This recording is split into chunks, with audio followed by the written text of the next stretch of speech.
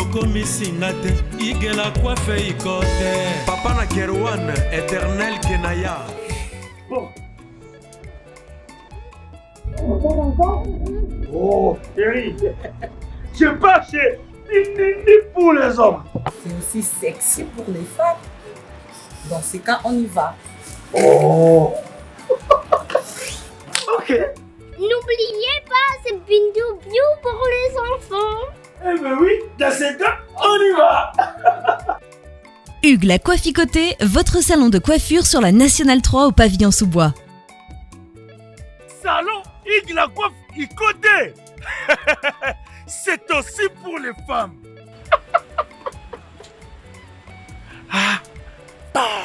Hugues la Coifficoté, votre salon de coiffure sur la Nationale 3 au pavillon sous-bois. Ouvert tous les jours de 9h à 20h, même les jours fériés. Plus d'informations au 01 41 55 00 00 ou sur le www.huguelacoifficoté.com. Hugues la Coifficoté, l'homme qui coiffe la ville. Salon Hugues la Coifficoté, c'est vraiment sexy pour les femmes. Nous les hommes, on manque les mots. Pour les enfants, pitou-piou, il dort. Trop de niki-niki. Chikicha, chikicha, cha cha. Et moi na State, moi na Europe, moi na partout dans le monde. Opération Pesandako Valeur pour tous vos travaux de réparation, design ou décoration intérieure et remodélation de vos maisons. Contactez Pat Art Design. Pat Art Design met à vos services décoration intérieure avec la technologie de pointe. Montage de meubles de télévision, montage de plafonds, décoration des murs, décoration de vos chambres, réparation, peinture, carreaux, bois, réparation des murs et tapis. Pour tout contact, appelez Pat Art au numéro WhatsApp ou télé +1 34 77 48 87 61 ou au +1 90 39 52 60 99. Pat Art Design avec peu de moyens. Vivez l'atmosphère paradisiaque dans vos maisons. Mbongo Ike Kaka, papa, maman, jeune, elenge, c'est pela. Kebananda kuna yo ya États-Unis, ya Europe, et comme lokola pakajuma. Na mbongo muke, penga Pat Art Design, okozala satisfait. Ou soit, contactez Congo Promo au 774 578 75 63. Onyokwamaki, osufraki. Habit de confiance na famille, okokaki kotonganda côté. Et oui, voici la solution. Fini les tracasseries. Parce qu'avec Dekes Construction, rêve na yo kotonganda ke kokisami. Yoka bien.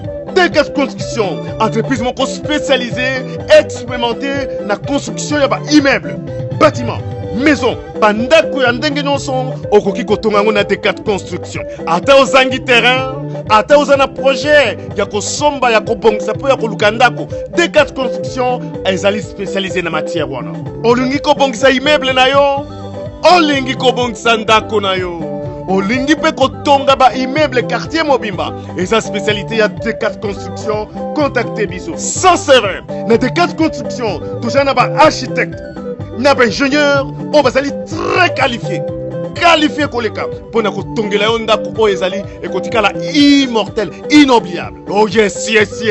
Dekes Construction vous propose aussi ba service lokola luminosité à ba bâtiment et éclairage public, installation de vidéos de surveillance, installation de systèmes d'alarme anti-intrusion pour véhicules et maisons. Adamutu kanayo bakoki kotiela yo alarme moko ya suka. Oh yes, olingi talo ya pété. Car Dekes Construction eza offrir pas prix moko très abordable. Opoki ko négocier yango futaka ndambo. Oye sengoteur Dekes Construction mwana Congo mboke bongi yaka. Dekes Construction ay ko pesa yo opportunité ya ko bongisa avenir na yo, bokoko na yo, vieillesse na yo. Dekes Construction pambolama. l'agence d'export et d'import Michelu Atlantic Shipping.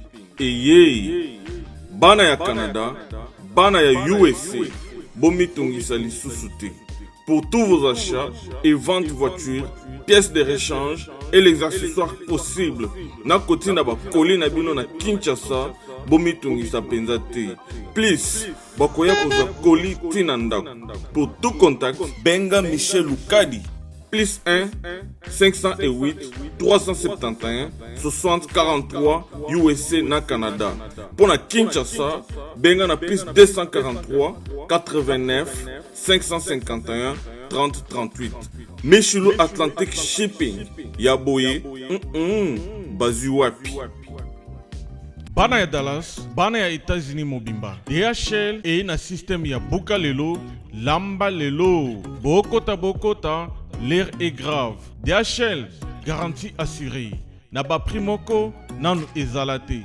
Tinda koli na yo na Kinshasa, to na Afrique mobimba. Livraison à domicile dans 3 jours.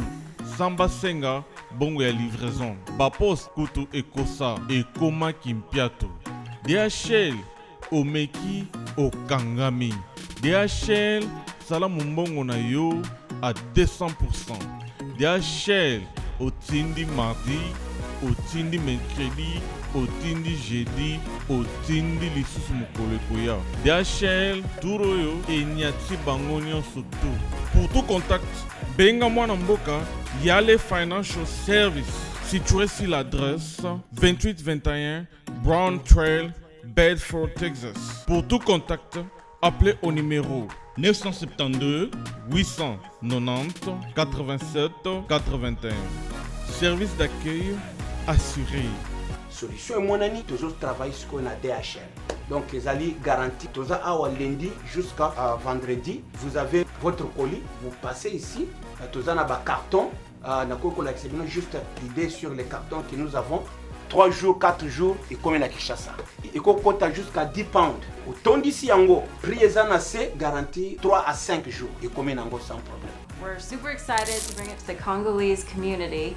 We have 4 different sizes of boxes. It's reliable, fast service there within 3 days, and we have a really good competitive price. Chez Yale Financial Services, solution et monanier.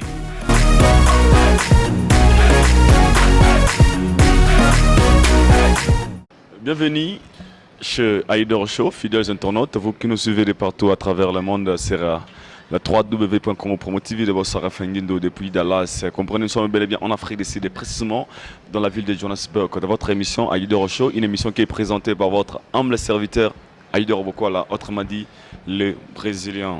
Aujourd'hui, encore une fois, je vous dis déjà un grand merci. Vous êtes très nombreux en train de suivre cette émission. Au Bolinga, Hotel Matro, Bobara Aïdor Bokwala.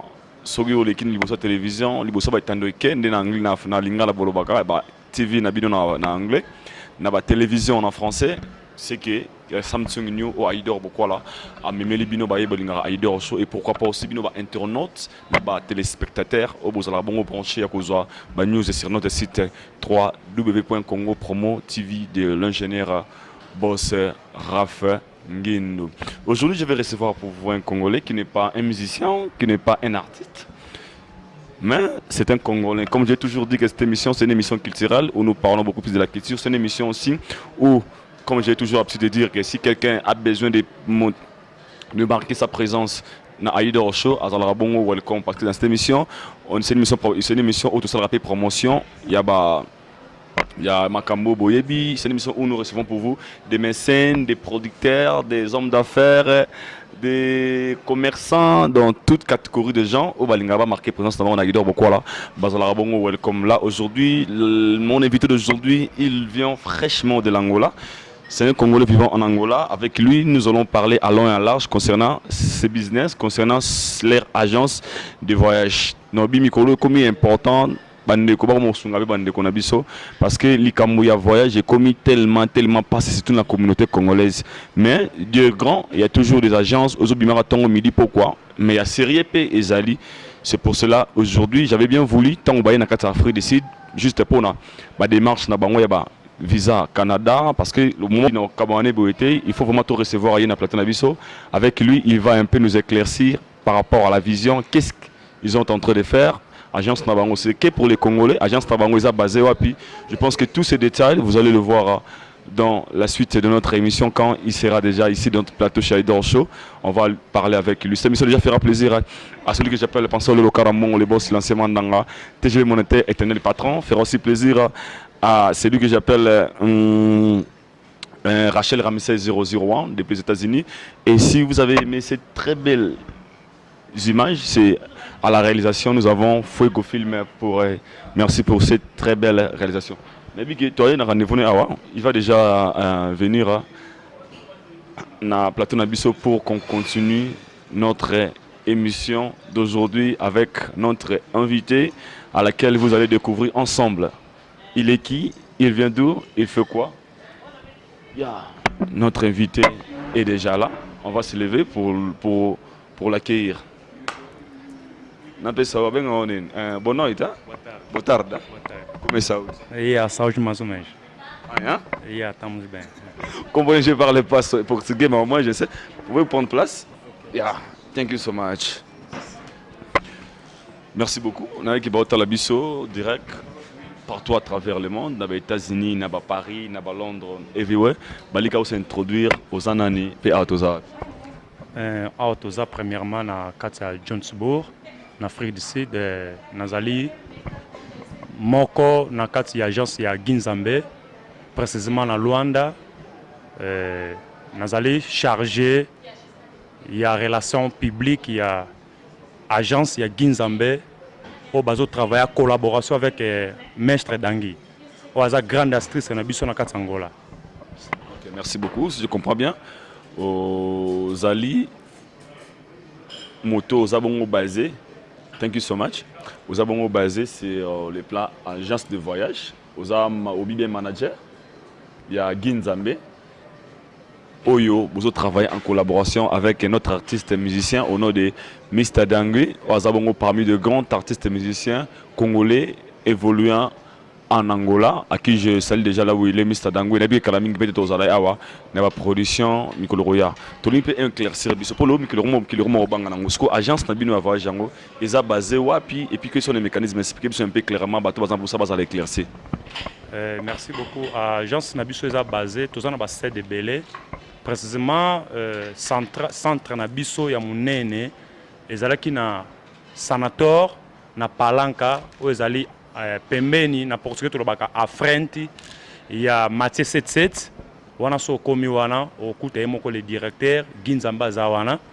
Mais par rapport nengi évolution musala ezekende cette douane ezetikala wana, mais direction générale ezekoma na golf en face ya église au babengi Mana na portugais bazo bengo igreja Mana. Donc tozawana pena na près de za troisième mandat Ginzambe penza na bokasita ki mobile onzamba pesiye. En tout cas azo sala makambo yo azo laksa batu ka Nzambe. Donc à Nzambe, mais pour mon Nzambe, il faut les gagner pas Jésus après nous mon Nzambe. Comprenez? Je pense que vous avez des détails sur moni de on a tout sur le moins important. Moi bateau bateau la biso, na ba poto partout, na zo appelle mingi. Tu bi que le voyage, il y a Europe et comment on passe. On peut savoir agence Nabi nous a mingi basé sur quoi? Ils a voyage à Europe ou bien Afrique ou bien États-Unis, quels sont les pays où vous avez basé mingi?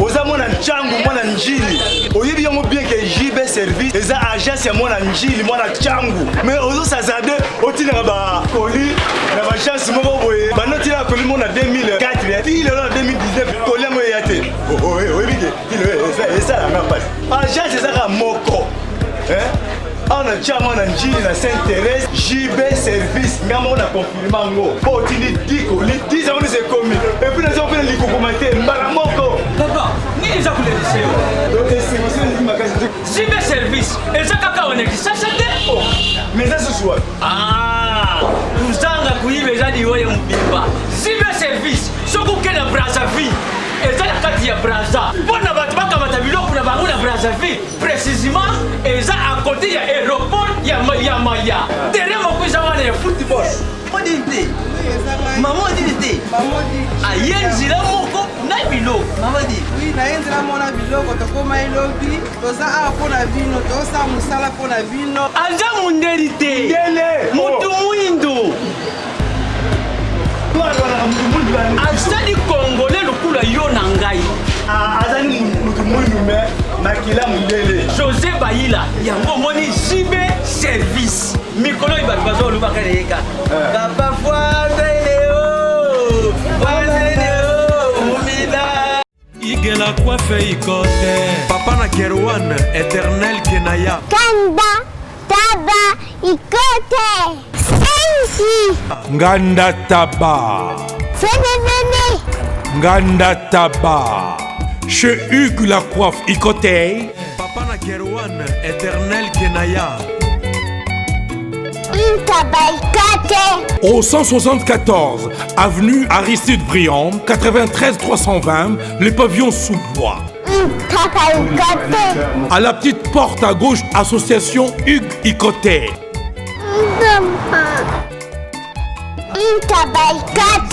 01 41 55 0000. Ntaba Ikote. Sur le plan voyage. Sur le plan, il y a un voyage. Tant que sur la agence, agence est à la limite. Agence est à la limite. Mais pour le moment, Ginzambe a Betty, où ils ont DV à Canada, États-Unis, Australie, France, na Suisse. DV à France. DV à France. Salabé. Ouais, ma solo se font pas Ginzambe. Alléluia, DV à France. C'est pris pour ma mission salabé, qui va te dire Congo, partout, pour ça, Mboka. Il y a DV à France. Ok, nous on connaît super bien DV loterie. Et ça la carrière. Il y a Afrique ici, il y a pardon, il y a États-Unis. Où tu aussi déjà le 5 et c'est là qui lobby. Est-ce qu'on va déjà DV à France? Des mécanismes, c'est comment ça se passe un peu. Moi éclaircissement pour tous les gens surpris sincèrement. Les alliés sur la immigré. Bato bazana posa bake kozwa ngunda to bavana kati ya France, Australie, Canada, États-Unis. Pour États-Unis, ils ont fait ça document directement quand on commis. États-Unis a fait ce document. Mais sur le Canada, ils allaient immigrer dans mon temps. C'est immigré. Dans le Canada, c'est la même chose. Dans Australie, c'est la même chose. En France. Mais dans New Souana, Ginzambe, ils ont la capacité au nini azo sala pour que batu ba ko kota na kata ba espace wana. Si je comprends bien, quels sont les mécanismes? Comment ça se passe d'abord? Pour nous avoir accès, il y a peut-être il y a France, il y a Canada, il y a Australie. Quelles sont les formalités qu'il faut pour nous? À comment on a niveau, il y a quoi assister peut-être dans Marambo lobby. Mécanisme ça, premièrement, nous faisons un passeport naie, aïe. Passeport ils ont qui pété. Ouais, so na ceux qui ba malien, ba beti DV ane oyo donc on dit maté ba Camerounais, ba Ouest Africain, ba Nigérien, à tous les Congolais, il y a une agence à Ginzambe au beta DV. Sauf que nous lobby wana, DV tu ko sila nyo so sila ki lobby, na bato o baza ba gagnant. Ndits Canada a 48 heures à répondre. États-Unis à répondre l'année prochaine. Australie même à répondre l'année prochaine. France na Suisse va répondre l'année prochaine. Mais ba gagnant nango aussi ba beti ba yebi ke biso neto beti tozo la réponse. Nengi États-Unis répondra nengi pe Suisse, France, Australie à répondre. Mais Canada à répondre dans 48 heures.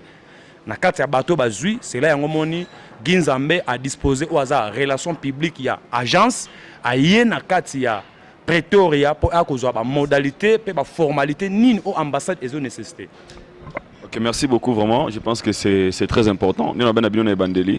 Présence na awa c'était aya na ambassade il y a Canada cause de la formalité tout et on avait vu aussi na ba image je peux donner sur l'image de l'Axabomona 7 Congolais au voyage qui lobby awa grâce à agence na grâce à Ginzambe tomaki bango na aéroport au bazu déjà mbembo na bango déjà mais au batikali je pense que cause de formalité mais non formalité à bateau au bazo gagner wana soki obeti par exemple pose la question vraiment na omitsa na passe bateau bazana pour ça babaya obeti peut-être aux un passeport à congolais obeti comment vous gagner et bien comment vous avez que vous voyagez?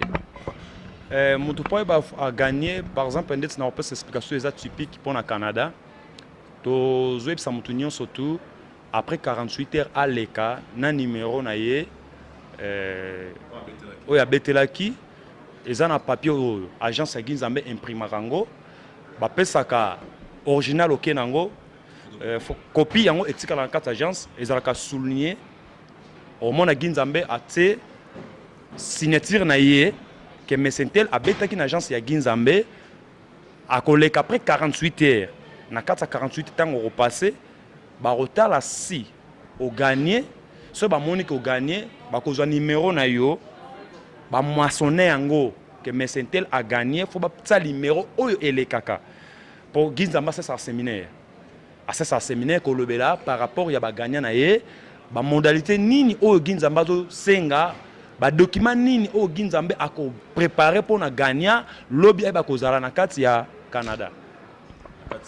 Canada. Mais non, na habité et beta nengi wa beta ki wana et c'est là que déjà bien ba nous sommes na droit ba peut être au ba hôtel peut être émission en retard. Ba mi tout na peut trop beta nengi nini et si déjà bas l'année prochaine ou bien comment ça se passe? Na réalité DFC Silaki Nyon surtout ekataki France Nyon se kataki lobby Nyon se kataki lobby mais agence à Ginzambe toujours elles fonctionné par rapport il y a année prochaine bato ba kolinga ba beta DV ba yé na kati agence à Ginzambe na ba cède au Ginzambe a betsilaka DV mais mutu azana posa non seulement qu'il y a DV azana posa ya akota na kati espace Schengen a trouvé car agence à Ginzambe toi ben Ginzambe na numéro na yé toujours ouais toujours Nyon soza en marche. Donc, équipe Mbumbeza wana au Ginzamba travailler na bango bakoyamba ye baotuna ye eloko nini azanango na idée nini bakoko pesa ye lolenge ni akoko sala po ay bakotendre famille na ye to libota na kati ya pays espace Schengen. Mais merci beaucoup vraiment to comme bien na point wana olobi nanga bien bandele awa boza basé na Angola. Mais faut bien que les gens qui vont nous regarder ça va ba na Angola te. Bata Kinshasa ba otala biso bata Europe ba otala biso bata Afrique d'ici ba otala biso bata la Idor show.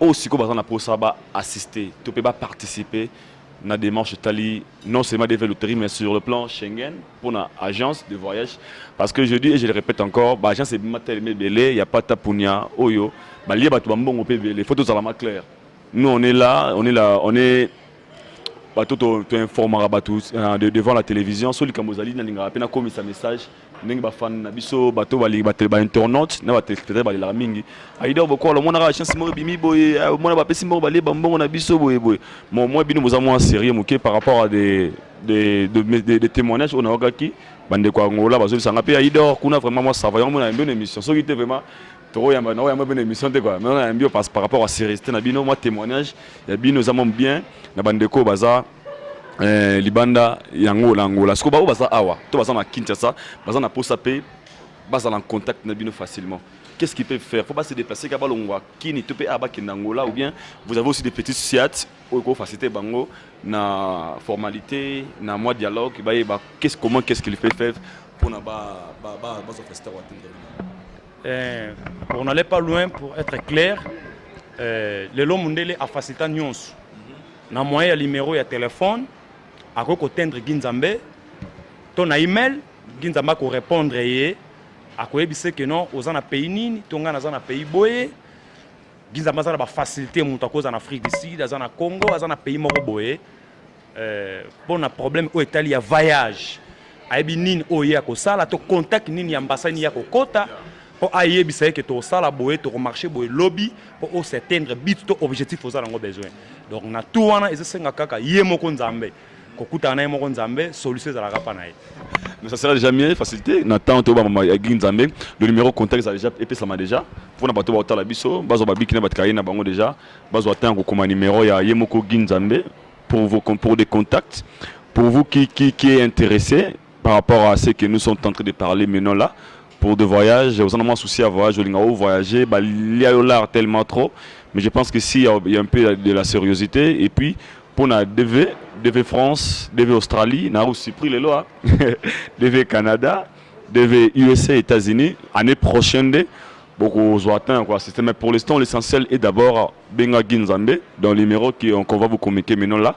Ça va vous faciliter de prendre toutes les informations. Qu'est-ce qu'il faut au sala pour écouter les États-Unis, la France, grâce à Ginzambe que je salue déjà. Et c'est le numéro de contact déjà rapidement. Numéro de contact à Ginzambe 00 244 935 885 519. On a le numéro de Ginzambe, on a répété les sous.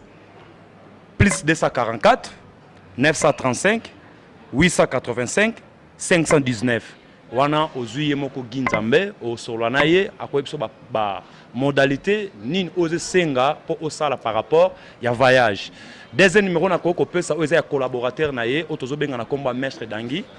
Donc ye aza bien placé aussi pour baza ensemble na Ginzambe. A défaut ko benga Ginzambe ozuye teta sur téléphone occupé benga maître Dangi. Toujours tozana plus 244 935 955 201 plus 244 935 955 201. Bandeko nyonso bazana kata Luanda o bali baye baba site to ba sede na biso place ni neza tozana Palanka en diagonale na Mathieu 77 tozana mabord Imbonde na entrée so lingo kota kana Imbonde o mona près du Moreza wana immeuble on a porté bengi près du au coup agence Ginzambe zana par kata munene zana tozana kikolo na kati ya panga et sika bateka téléphone lunettes so koti wana ata oluki bakayage bato bazawana bata fiscal au coup de bazawana ba webso que non agence Ginzambe de fonctionner boye olongo wana okena golf en face ya église ya mana au coup tapé agence Ginzambe zawana au coup taka par kata munene donc so komi wana toza tout près na hôtel munene zawana Gilmas au mona agence Ginzambe zawana wana nde yango komi sikoyo sede na biso général donc place o yemoko Ginzambe comme ko vanda mikolo yo aza déjà wana attendez to sono boso to ben Ginzambe okuta ye aza bien placé wana pona kosilisa sede na biso suka ezali na Kalemba Doge na retunda Kalemba Doge okuta agence Ginzambe peza wana bandeko bazana ba koyamba yo ba rediriger lo lengeni okuta na Ginzambe. Merci beaucoup Ginzambe. Déjà, on a toujours mais ce Congolais a un souci avec Congolais, on a félicité, on a vraiment. Mr Dangwe, si on a pas sérieuxité, on a le par rapport à, maybe que il y a une quota promotion, bien sûr, mais on a une vérité. Déjà, Mr Dangwe, c'est un artiste musicien qui est reconnu, qui est connu partout à travers l'Afrique. Je pense pas déjà qu'il n'y ait pas de bêtises relais. Parce que tu as une image publique. On a battu la personnalité. Si on a une collaboration avec Ginzambe, ça veut dire que l'artiste a battu la minimum de motonaï. Soit il y a sérieux et je pense pas que Mr Dangwe a travaillé en collaboration. Pas qu'il image naïe peut que un musicien. Donc c'est qu'allez-y comprendre qu'il y a du sérieux là-bas. Et moi je vous appelle et je vous encourage de venir très nombreux. Je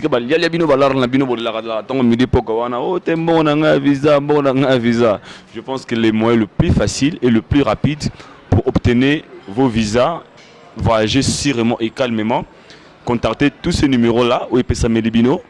Bon, vous aurez des détails, nyonso. Maintenant, encore un message aux appels importants. Nabato Baroya peut-être pas bêta un DV Mikolo Okoya. Ne bobi qui vous a basé en Angola. Peut-être l'année prochaine parce que l'émission est aussi pour internet ça sera toujours bien dans les belles. Bateau Baroya peut être l'année prochaine parce que ça peut être DV France. N'est pas voilà si pour l'angai. Pour un peu fona yang na fona botango. DV France, DV Australie. Ça peut être na Congo Kinshasa to en Afrique ici. Bon ça n'engi pas bêta ce que DV loterie à France, il y a Australie, il y a Canada au lobby. Précisément n'engi na tu ko répondre yo. En tout cas, boss nanga na respect belé Ginzambe Segoza, basala me belé. Yom to délégué nga penana kita na kati ya Johannesburg na komati na Pretoria pe na tamboli na kiti Cape Town na longwe Cape Town na ye Pretoria na ye na Johannesburg donc na sali pena tournoi donc na sali pena tournoi donc yango na remercier boss pena basala me belé place oza azana ba idée bien azana ba initiation makasi ko ko sunga peuple congolais peuple nyonso ya Afrique o azana posa aye bakotambola eza non seulement pas mutu nga bwaka immigré mutu nyonso aza na posa atambola aza na difficulté ya visa donc ko se déranger mingi te kota na contact na Ginzambe benga na numéro azak na ba capacité nyonso tu ya ko déléguer équipe qui est sur le terrain ba yeba ndeko wana souci neza nini mais na yebi ke à la prochaine akoluka atsana ba Jobour akoluka atsana ba RDC akoluka atsana ba pays au nyonso mais pona pauvre Angolan de kunene kabinda sans hommage pauvre Angolan tem que ter calma nos preocupa mais muito nós já vemos todos aquilo que está a passar na África. Você tem que abrir seu olho. Este mestre Dangui, você está a ver, já batalhou muitos acerca do povo angolano, mas hoje o povo angolano não recua mais atrás, vai só em frente. Muito bem. Brou! Obrigado, obrigado. Merci beaucoup, je pense que c'était ça l'essentiel. On avait bien voulu le recevoir. Tarara, Aïe, Gazo, Moko, Aosong, Apega, Lelo. Il y a un ticket pour être photo yamaye. Tout bénéficier de moins de connaissances, de moins avantage, de moins chance. Oyo, Yemoko, Tobenga Nzambe, Namista Dangwe, ma possible chance, opportunité. Il y a visa en facilité, il y a Mokanda en facilité, il y a voyager en paix, à bonne et de forme. C'est pour cela que j'avais bien voulu lui recevoir à cette émission. Je pense que nous sommes arrivés à la fin. Mes mots de la fin, nous avons partout à travers le monde. Quel est le dernier message provenant de vous-même? Dernier message, c'est peuple union africain, chance. Peuple union dans le cadre du Royaume Congo, a chance oyo, Nzambe, Yemokalo Baelo Moko, Yazan Nzambe. Donc, Moutaleki Nzambe na maela zate. En plus, Moutazali Kolan Zamba zate, tant que Nzamba me peut se combo Nzambe, c'est qu'il y a une capacité, une sécurité. On Nzamba te kat na epo asunga peuple africain.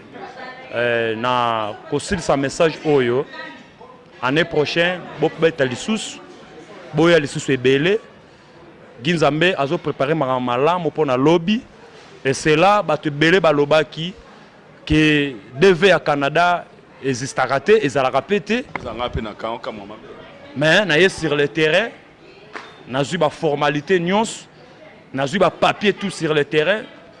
Ba image boromon ngonde na kotiti na kata ba ambassade neli na kotiti na agence oyo atretaka visa ya Canada to solo makambo ebele donc bozala toujours calme bo beta lisusu année prochaine o bozui année prochaine bozwa lisusu po ba kokende ezala bien penza pour na peuple africain.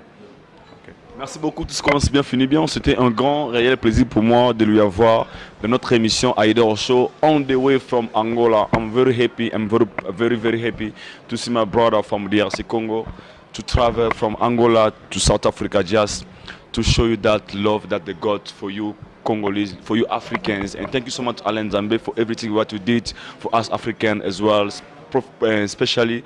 Donc, yeah, c'est donc autour, par occasion. Là, je pense que facilité à moi ne peut s'améliorer biso. On a vraiment un sengolelo et on a des conneries pour déplacer juste pour informer biso que maramba bien et zali na Angola. Non seulement limité à Angola, c'est juste un petit appel au Rosalawana et qu'on change ma cambo ya vie na yo, ya vie nanga et bien bateau la biso partout à travers le monde. Je dis un grand merci déjà comme ça pour cette très belle réalisation de Feko Film. Un grand merci à Pascal Locaramon, le boss lancé PDG Eric Tela, Import Export, HRM 16001 depuis les États-Unis, Durand Matsoni depuis Paris, Mylène Bokwala depuis Paris, France, Bafana Love de King depuis Paris et Why Not à Nathalie Fanny Zadio depuis Australie. Elle va nous suivre aussi. Moi je vous dis bye bye, laisse-moi vous retrouver tous à la prochaine au prochain numéro. D'ici là, portez-vous bien. Allez.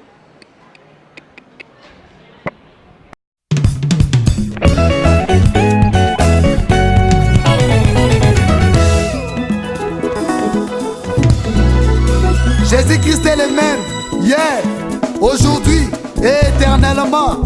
Amen. Oh, poussons des cris de joie, des cris de joie, poussons des cris de joie, des cris de joie, oh, des acclamations, des cris de joie, oh, des acclamations, des cris de joie. Oh Jésus, oh, ah Jésus, oh, mon bouclier, ah Jésus, oh, c'est toi ma protection, ah Jésus, oh, mon rédempteur, Jésus, prince de paix, c'est lui qui donne la joie, des cris de joie. Des cris de joie. Entre dans son palais avec des cris de joie. Des cris de joie. Oh, des cris de joie. Des cris de joie. Oh Jésus, oh, c'est toi Jehovah Jireh, c'est toi El Shaddai, c'est toi Adonai. Ah Jésus, oh, c'est toi Jehovah Tsidkenu. Ah Jésus, oh, tu es tout pour moi. Avec toi nous sommes plus que vainqueurs. Jésus, là-haut, mon nom est inscrit là-haut, là-bas. Là-haut, mon nom est inscrit là-haut, là-bas. Et là-haut, mon nom est inscrit là-haut, là-bas. Mon nom est inscrit là-haut, là-bas. Oh là-haut, mon nom est inscrit là-haut, là-bas. Mon nom est inscrit là-haut, là-bas. Et là-haut, mon nom est inscrit là-haut, là-bas. Mon nom est inscrit là-haut, là-bas. Et là-haut, mon nom est inscrit là-haut, là-bas. Mon nom est inscrit là-haut, là-bas. Et là-haut, mon nom est inscrit dans le livre des souvenirs. Mon nom est inscrit là-haut, là-bas. Et là-haut, mon nom est inscrit là-haut, là-bas. Mon nom est inscrit là-haut, là-bas. Et là-haut, mon nom est inscrit. Et là-haut, là-bas. Et là-haut, là-bas. Analinina kende na e maia ya. Una kufezali, una mawezali, una bisebona beti, elobona manje. Toko embela ya we, una tsalezali. Et là-haut, là-bas. Et là-haut, là-bas. Et là-haut, là-bas. Et là-haut, là-bas. Et là-haut, là-bas. Jésus, sauveur de l'humanité. Mon compte à mon compte.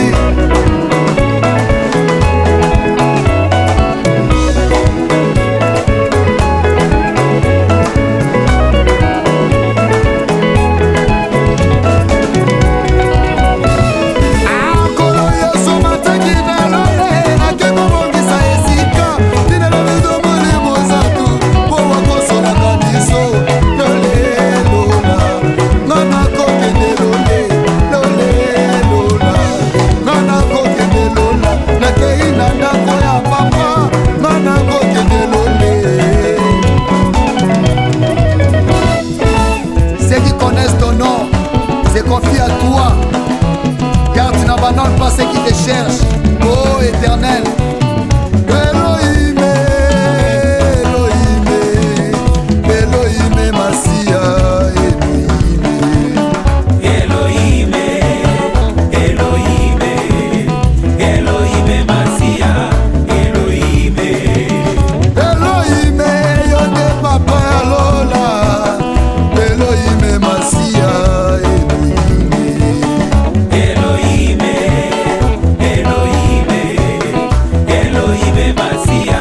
Amana Yemi, Yonde Papa Lola, Mana Yemi, Mana Yemi, Mana Yemi, Yonde Tabe Abomo, Mana Yemi, Mana Yemi, Mana Yemi, Mana Yemi, Mana Yemi, Yonde Papa Bana Yo, Natika Bambia Sekula na Yo, Elohim, Naboya Mokili Nalanda Yesu, Elohim, Anaboya Bambia Sekula Kantame, Elohim, Matenyo Songa na Losambo, Elohim, Kabafinga Batonganga na Itandase, Elohim, Nakenda Mangenge Kuluka Yesu, Elohim, Nana Mataluzizi la Kuluka Ntambe, Elohim, Ameke Ninyo Songa na Solution, Elohim, Kabafinga Batonganga na Landa Yesu,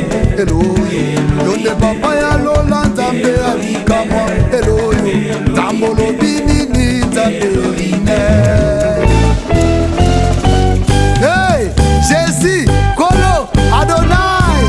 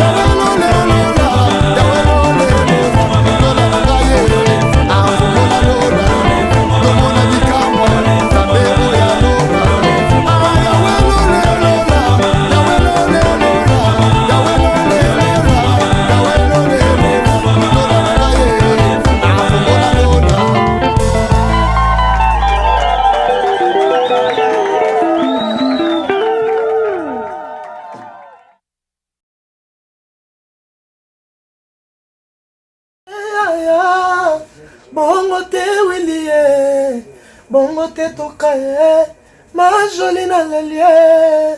Ah Willie etoka, nasengi pardon, kosala bongo te. Bana Congo, bandeko na ngai tout. Je vous demande de vous abonner au Somba Décodeur Wana. Mbambo pour na kotala babiloko tout ya mboka pour vous alla informer à l'heure. CPLA TV na bandeli bo CPLA TV Décodeur à CPLA TV ba chaîne tout ya Kinshasa, ba chaîne tout ya Congo, ba chaîne belé bouquet na pour tout sur les nyonso ba clip tant aux autres na bozotan. Donc ba information nyonso ya mboka, ya politique, ya culture, ya sport, ya santé, ya nyonso. Donc voilà, idéologie à CPLA TV.